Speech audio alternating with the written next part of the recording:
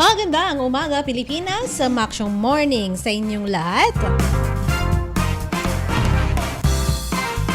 Suma sa inyo na po ang programang Kia Kababaihan in Aksyon. Kasama niyo po ako, Action Dove Tibakay, Action Conrad Alvarez sa ating technical department. Ngayong araw po ng Biyernes. Weekend pa weekend na naman mga ka-aksyon. Sana'y naging mabunga po ang ating buong linggong ito. Maski pa nandyan na nilagay tayo ngayon sa alert level 3. Of course, expect po natin yung konting mga pagbabago lang mga ka-aksyon. Pero syempre, ang kailangan pa rin dyan, ibayo pa po nating pag-iingat. Kung sa tingin po ninyo ay hindi ito mapipigilan para i-cancel yung inyong mga ibang activities. Total, meron pa na mga pinapayagan na dami ng mga taong makikibahagi doon sa mga activities, iba't ibang mga activities. Siguraduhin lamang po ninyo na kayo ay fully vaccinated. So ayan, kamusta naman po ang inyong Friday morning? Malamig-lamig pa rin, di ba mga ka-aksyon?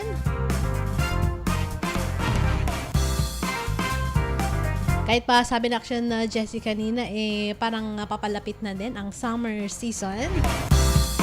Meron pa rin konting lamig na iiwan sa atin hanggang itong Pebrero pa mga ka-aksyon. Pero hindi na siguro buong buwan ng Pebrero. Kadalasan kalahati na lang ng Pebrero or first week pa nga lang doon sa minsan di ba mga ka-aksyon?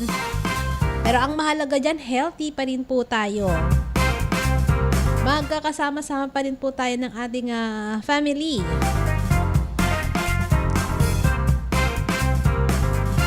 Ayan. Inaanyayahan ko po uli kayo na makibahagi dito sa ating programa. Ang text line po natin 0922-852-1161. Facebook page DWCM Action Radio Pangasinan. At nandyan din po ang Kia fan page. Pa-like na rin yan mga ka-action. Pa-share na din itong ating Kia fan page. Itong ating programa. Ayan, kung meron po kayong mga iba pang nice na ibahagi po sa atin, feel free lamang po mga ka-action.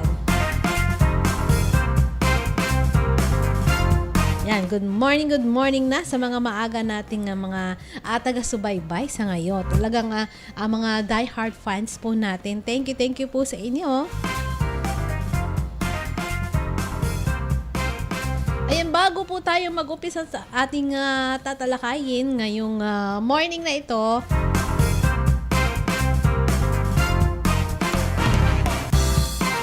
eto muna, isa munang balita mga ka-action. Suspendido ang trabaho sa Department of Labor and Employment, the head office sa Intramuros, Manila at sa National Capital Region Regional Office ngayong araw na ito hanggang 17. Ayon kay Labor Secretary Silvestre Bello III, ito ay dahil sa dami ng mga empleyado na tinamaan ng virus. Magbabalik operasyon aniya ang kanilang tanggapan sa araw ng Martes, January 18. Ayon kay Bello, nasa 128 na empleyado ng DOLE ang nagpositibo sa COVID-19. Inatasan ni Bello ang iba pang tanggapan ng DOLE at mga attached agencies na magpatupad ng alternative work setup pati na ang work from home. This news is brought to you by Celine Plus Syrup. Tulungang gawing fully loaded ang immunity nila with Celine Plus. Ang balitang ito ay hatid sa inyo ng ACS Manufacturing Corporation, ISO certified, world-class quality.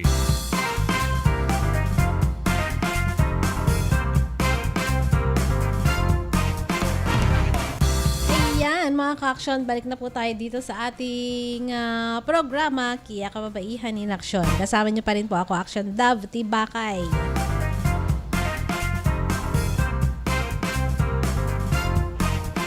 Sa pagkakataong ito, gaya ng nasabi natin kanina, yung iba nating mga ka-action na hindi po mapipigilan doon sa iba nilang mga activities. So pagpapayuhan po natin sila, lagi po kayong mag-ingat. Ano ba yung mga gagawin natin para ma-feel pa rin po natin na yung weekend getaway po natin ay paraling isang mahabang bakasyon. Diba? Kasi usually pag dumating yung araw ng off po natin sa trabaho, 2 araw, yung iba 1 araw lang. Diba mga ka-action? Bitin na bitin po tayo. Babalik po tayo ng Lunes. Sabihin natin, trabaho na naman. Bitin yung bakasyon. Diba? Lalo na siguro ngayong panahon na marami tayong mga ginagawa siguro ay talagang mabibiting ka sa bakasyon mo.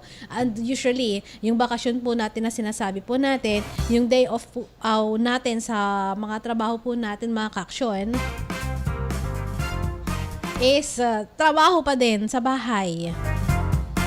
Nagbakasyon lang sa work pero tambak pa din yung mga gawaing bahay po natin. Lalo na tayo yung nasa labas lagi. Wala naman tayong maasahan sa bahay natin na gumawa ng mga house chores.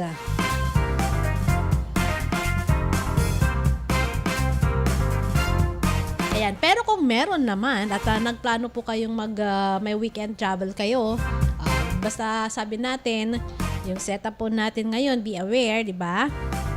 Na tayo ay nasa alert level 3. Pero kung di namin kayo mapigilan, eto po yung mga pwede po nating gawin. Para naman, maski paano ay mag-detoxify tayo. Parang ito yung pangtanggal natin ng stress natin sa pang-araw-araw po na challenges. Pang-araw-araw na problemang ginagawa, problemang kinakaharap o mga trabaho na kinakaharap po natin, ginagawa po natin at need natin ng onting pahinga.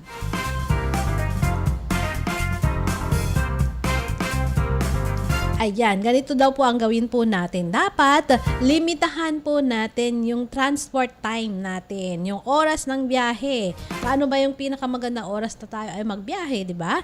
Dahil ngayon, sa atin dito sa Pangasinan ay may umiiral na curfew. Alas 4 ng madaling araw, alas 9 ng gabi hanggang alas 4 ng madaling araw may curfew. Ito pa naman yung kung gusto natin, siguro yung mga medyo may travel na alam nilang yung pupuntahan nila is matao, matraffic. Maaga po tayong umaalis, diba? Kung pwede, madaling araw talaga. Ayan, kung malapit lang din, pareho pa din mga ka-action, kailangan maaga pa rin po tayo. Para makaiwas tayo doon sa traffic. O kaya naman piliin nyo yung mga destination na malapit lang sa bahay ninyo. Or hindi kayo mag-out of town. Mahirap mag-out of town ngayon dahil syempre mas mahigpit yung borders ng ibang mga lugar na pupuntahan po natin. Lalo siguro lalabas tayo sa ibang lalawigan. Alert level 3 din tayo. Baka yung destination na gusto natin is hindi sila tatanggap ng mga nanggaling sa alert level 3 systems. So, dito lang muna tayo. I-explore pa rin po natin. Kahit pa siguro nagka-pandemya, may ilan sa atin hindi pa na-explore itong buong Pangasinan. Marami pa po tayong pwede pong puntahan dito.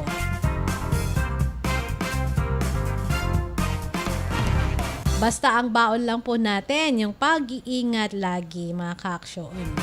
Padagdag na dun sa mga gamit po natin, gamot po ninyo, sapat na pagkain po ninyo, yung mga madaling i-access,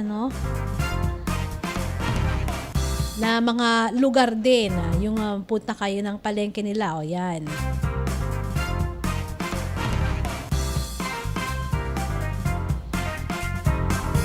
Kung hindi ninyo ma-resist yung mag-travel kayo ng medyo malayo, mga 2 oras, 2.5 oras, i-consider na po ninyo ang pagpaplano sa yung magkaroon kayo ng overnight. Medyo mahirap ito sa atin ngayon. Yun na lang muna. Ang i-choose pa lang muna natin ngayon, bumiyahe kayo ng maaga. Alam niyo yung gising na kayo ng maaga doon sa bahay po natin at hintayin na lang po natin na on the dot na mag-start na yung lifting patapos nung curfew hour, yung alas 4 ng madaling araw. Diba? Yung naka-ready na kayo. Pero minsan napapansin natin, siguro yung mga essential na mga biyahe, yan kahit na wala pa yung curfew, nandyan pa yung curfew, umiiral pa yung curfew, hindi tumatahimik yung kalsada, di ba? Yung nga sa amin, kahit na madaling, etong midnight, alauna, mga ganyan, may dadaan na biglang maingay din sila na nakamotor. Minsan, ano ba yung tawag doon? Muffler. Yung kanilang motor, nako. Ayan, kung kayo naman ay siguro ang biyahe ninyo, kailangan nyo pang sumakay ng aeroplano, huwag kayong masyadong sayang ng oras. Doon sa airport pagdating po ninyo, dapat meron agad kayong security pre-check. Hindi yung kung ano-ano pang mamaya pa, di ba? Mamaya mo na alis, maaga pa. Hindi, ipa-check nyo na agad yung mga bagahe po ninyo para hindi kayo maaberya. Sakaling ayan, dumami na yung taong pupunta dyan.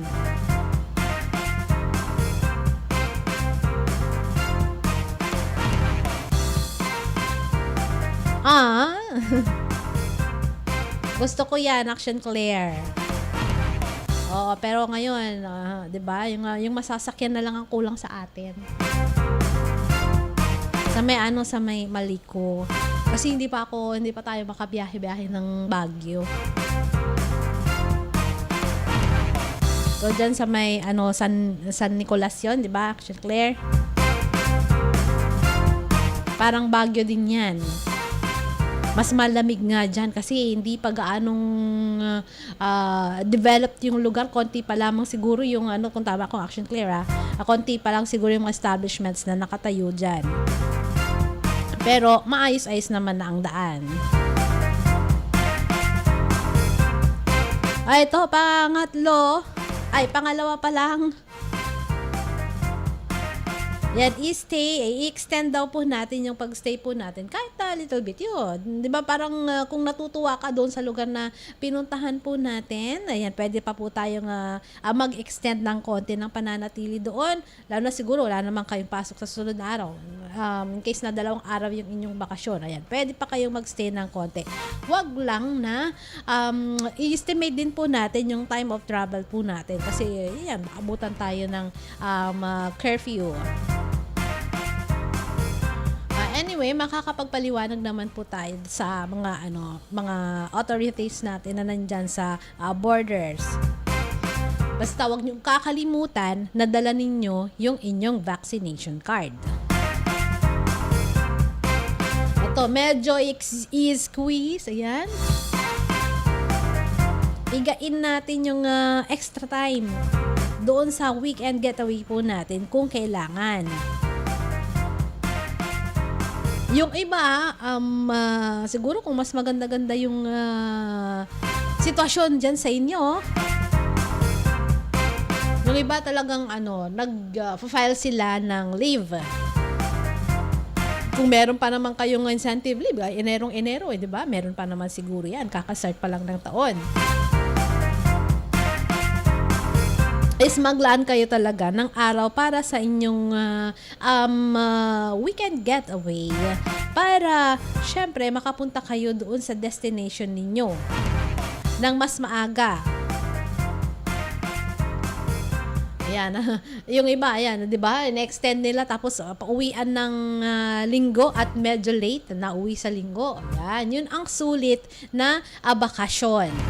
Parang yung bakasyon ninyong 2 araw, 3 araw ay katumbas niya is 1 linggo. And maksyong morning sa mga tagapakinig po natin. Viewers po natin, Ma'am Delia Cabais, good morning po sa inyo. Ma'am Imelda Palma, hello. Maksyong morning po sa inyo.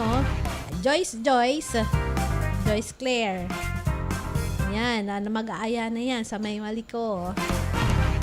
At si Sir Abolinas Angelito Love Gem. Aksyong morning po sa inyo. So, kamusta po kayo naman dyan sa may Taiwan?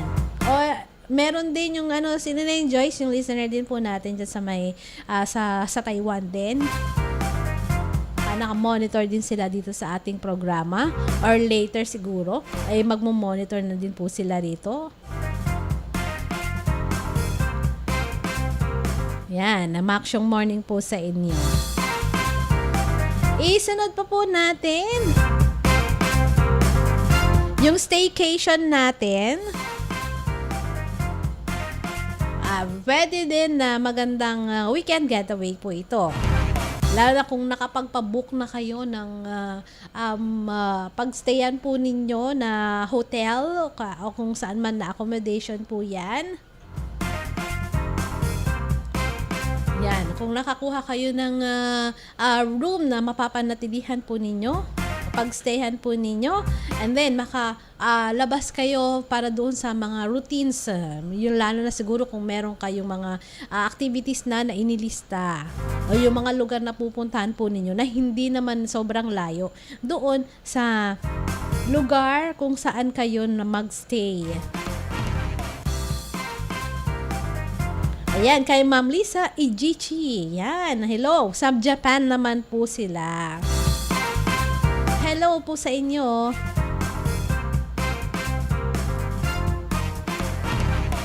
Eto, i-master down natin itong art ng staycation.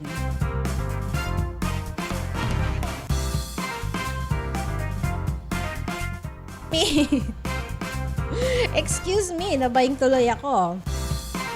Eto na nga. Action Claire. Kay Ma'am Nanay Cecilia De Vera. Ayan, dyan sa may Amado Street. Hello din po sa inyo. Na lagi din po silang nakatutok sa mga programa ng Aksyon Radio Pangasinan.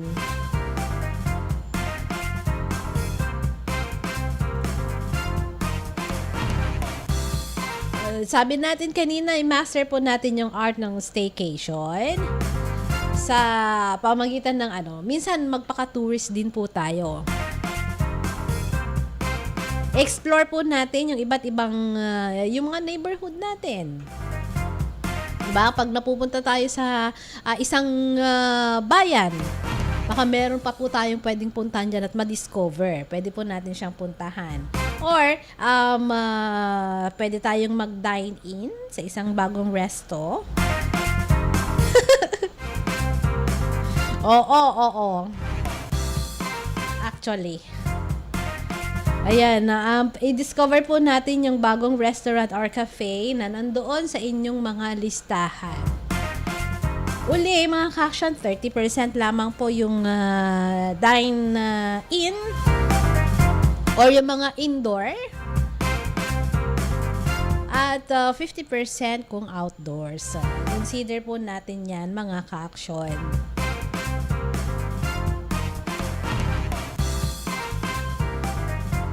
I-maximize din natin yung ating relaxation sa pamagitan ng minsan, 'di ba? Pag sinabi po nating naka-bakasyon po natin, wag nang masamain sana ng iba na nag-off ka muna, hindi ka muna nagfi-Facebook, hindi ka muna mag-TikTok, ayan. Diba yung mga pictures mo, salinin mo muna. I-take mo lang yan mga yan, saka mo na lang siguro i-upload. Yun nga, yung katulad nung makapunta tayo sa isang lugar na walang signal. Parang minsan mas maganda din yun minsan. Para alam mo yung muna, maklear muna yung mind mo doon sa iniisip mo ano kayang nangyari dito sa yung nag-update ka lagi. Minsan din kailangan din ng utak natin ng pahinga sa mga ganung bagay. Basta siguraduhin lang po natin yan. May nandyan na may numero tayo in case of emergency may mga matatawagan po tayo. Or doon sa mga kasama po natin, may alam kayo sa first aid. Or doon sa pupuntahan po natin, make sure na meron tayong matatakbuhan in case of emergency. Kasi nga, kung ang pinili po natin is yung walang signal, so mahirap ang tawag, di ba? Hahanap ka pa ng area, baka medyo malayo pa yung area na kung saan merong signal. Tulad nung napuntahan natin nung last summer. Medyo malayo yung lugar kung mayroong signal, aakyat ka pa. Nakababa po kami sa bundok tapos dagat sa gilid niya. Pero anyways, wala namang ang thankful, wala namang mga emergency na mga nangyari na kailangan ng aming agarang atensyon. Pag mga ganyan ang balak po ninyo, magpaalam tayo doon sa mga kasama natin. Sabihin natin kung ano yung mga pupuntahan po natin, mga ka-action. Paalam po natin sa kanila. Ayan, pwedeng lumagpas muna tayo sa ating mga emails kung wala naman po tayong inaasahan na darating na important na trabaho kasi nakapagpaalam tayo ng maayos. So, kung nakapag-file kayo ng leave nyo ng maayos. At wag nating sisirain. Okay, wag nating sasayangin yung mga yung oras po natin doon sa mga bagay na pwede namang mag-antay siya pagbalik po natin ng trabaho. Kasi dapat bago kayo umalis, alam nyo yung mga priorities natapusin, ayan, dapat tinapos nyo na po ang mga yan para hindi po nandun na hindi kayo mapakali kasi mayroon pa kayong hindi tinapos na trabaho. Ayan, actually, sa sunod, talakayan pa natin paano ba tayo mag-detach? Paano tayo mag-unplug? Dito sa sa technology. Yung tinatawag nilang digital detox. Yan mga ka-action. Eto muna, yan, yung mga tagapakinig po natin na from sign on to sign off. Nakikinig po sa atin sina Ma'am Julie at Ma'am Flor sa may Aringay, La Union. Maksyong morning po sa inyo dyan sa La Union. Oo. Naimbag nga bigat. Tama po ba yun? Tama yan, Action Claire? Naimbag bigat kada kayo amin. Dita, La Union.